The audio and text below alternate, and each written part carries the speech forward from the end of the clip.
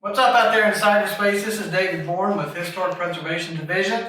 I'm here to talk to you today a little bit about equipments that were carried by Union and Confederate soldiers, specifically their knapsacks and their haversacks. Knapsack in front of me here.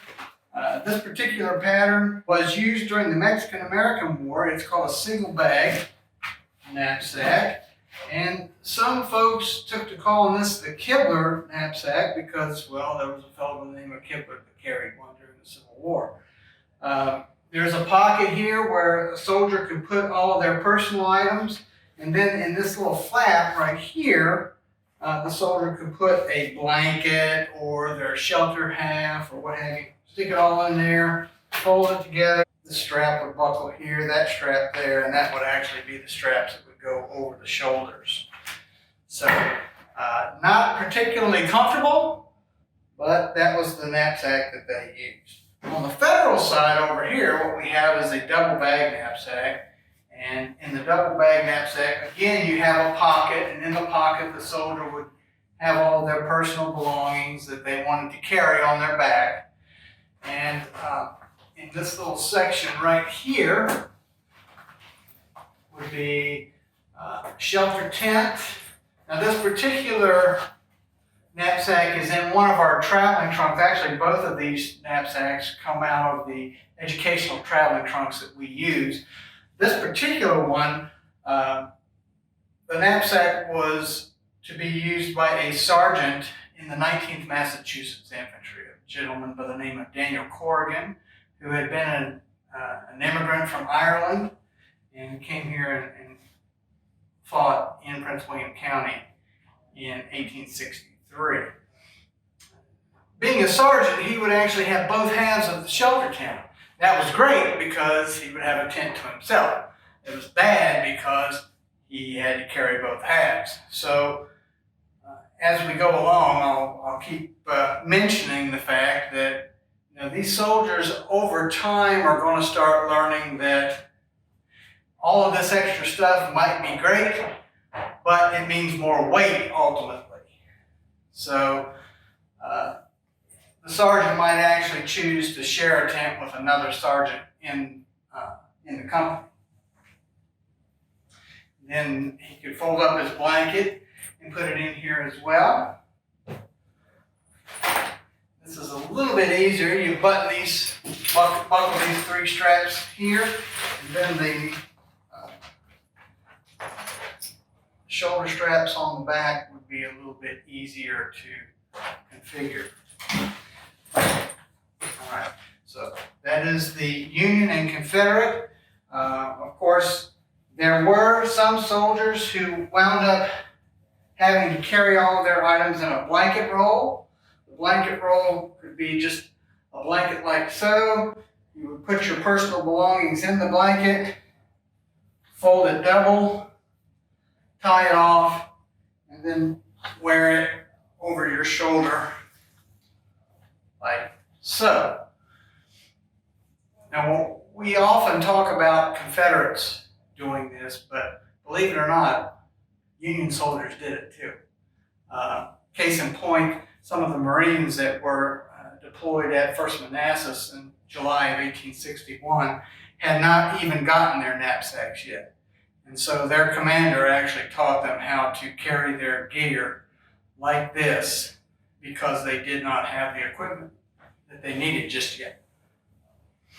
Haversacks, we have a Union and Confederate haversack. Now this particular Confederate haversack is painted. Most Confederate haversacks would not be painted, some were. And of course, being painted or tarred gave the haversack a little bit of an edge because if the soldier had to march in rain, the food inside would not get wet. These two haversacks had one primary purpose, and that is to carry food. Soldiers from, say, Virginia soldier here or a Massachusetts soldier there might get the order to cook, prepare 3 days' rations, and pack them in their haversacks. Now, those rations typically consisted of a pound of meat per day, a pound of some type of bread. On the Union side, of course, hardtack. Most everybody knows about hardtack. It's a little biscuit, looks like this, about 3.5 inches square. And as the name implies, it is hard. On the southern side, most often these soldiers were not issued something already cooked. They would be issued flour. And from this flour, they would have to make something that would be easily packed. So one of the things that they might make using this flour, which is primarily corn flour, and water, hot water, would be corn pones, corn dodgers. They had lots of names that look like this.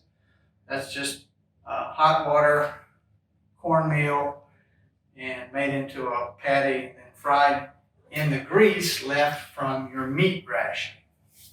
Now, as for drink, coffee, of course, is most common. Coffee could be issued green or already roasted. Here's some already roasted, still in the beans, so it would have to be ground up. But as the war progressed, especially in the South, it became more and more difficult to actually get coffee. And so the soldiers had to come up with inventive ways of making a substitute for coffee. And one of those things I have here in this little bag, I hope everybody can see that on the camera. That is an acorn. I have a little bag of acorns here. So the acorns would actually be roasted and then ground up and used as a coffee substitute. Then another common coffee substitute that grows pretty prolifically in the summertime here in this region of Virginia is this plant right here. This is chicory. Chicory actually grows alongside the road just about anywhere you go here in Prince William County. You can barely make it out on shore, but you can kind of see the purpley, almost lavendery flower right there. So this would have a purple-like flower. And of course, what the soldiers are looking for is this, the root. They would actually take the root, dry it, grind it, and use it either as a coffee substitute or to stretch the coffee that they've had.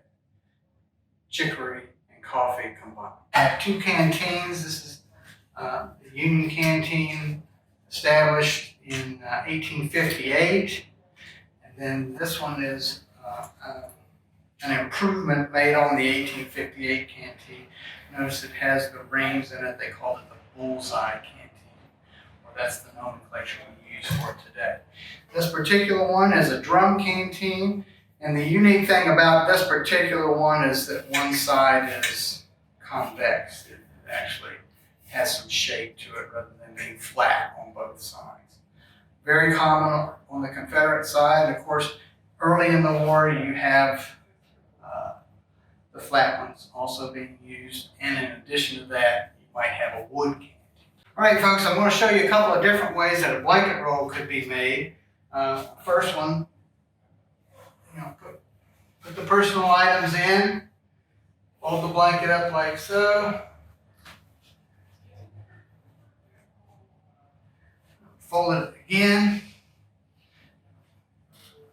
fold it like so. Fold it in half, tie or buckle the strap at the bottom.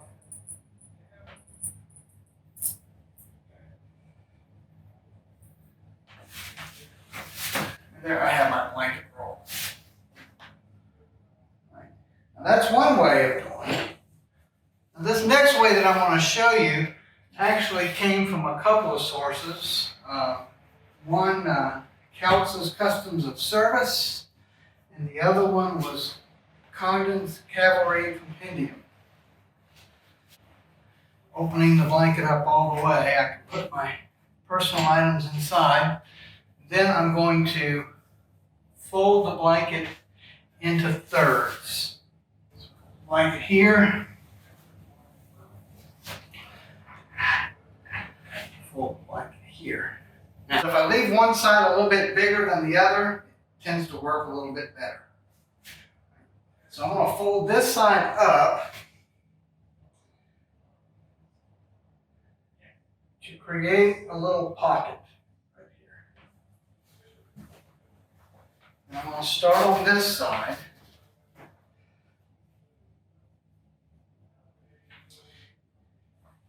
I'm going to tightly roll. And I'm going to work the roll into the pocket.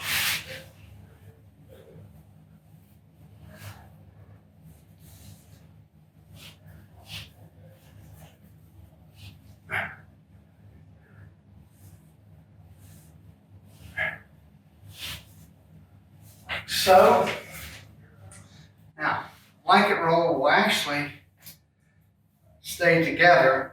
So I could actually take the coat straps and strap this to the top of the knapsack if I wanted to.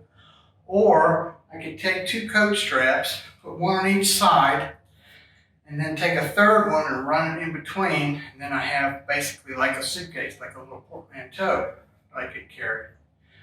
So there are photographs or paintings of soldiers that are carrying bedrolls similar to this on both sides. So this is one way that you could do it. Of course, if you were in the cavalry, you would take this and strap that onto the back of your saddle. The reason for those straps on top of the federal knapsack was to carry the overcoat. So this is how the pre-Civil War manual said to fold the overcoat. First of all, you lay the overcoat down like so. I'll fold the sleeves like this. And then I'm going to fold the body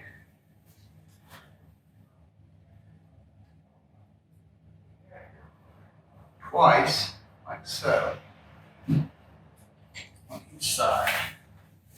Reach up here. There we go.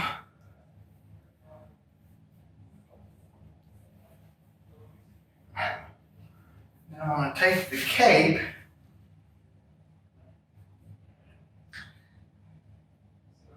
and fold it so that it lays relatively flat.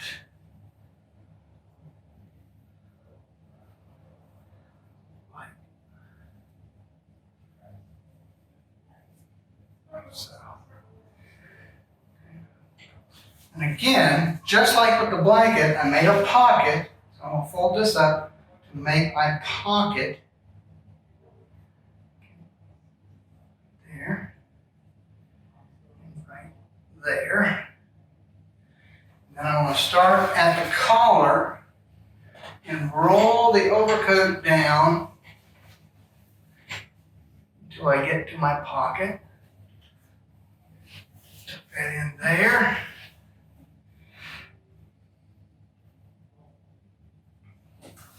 Tuck this in here. And there's my overcoat roll. Now notice that it's inside out. So if anything gets dirty, it'll be the lining that's inside the coat. If I am in the infantry, I might actually get a canvas bag or not, but I can take the coat and actually strap it onto the top of the knapsack. That's how I pack. So you've been shown a few different ways of how knapsacks were packed and some of the equipment that was carried in those knapsacks. I hope you enjoy.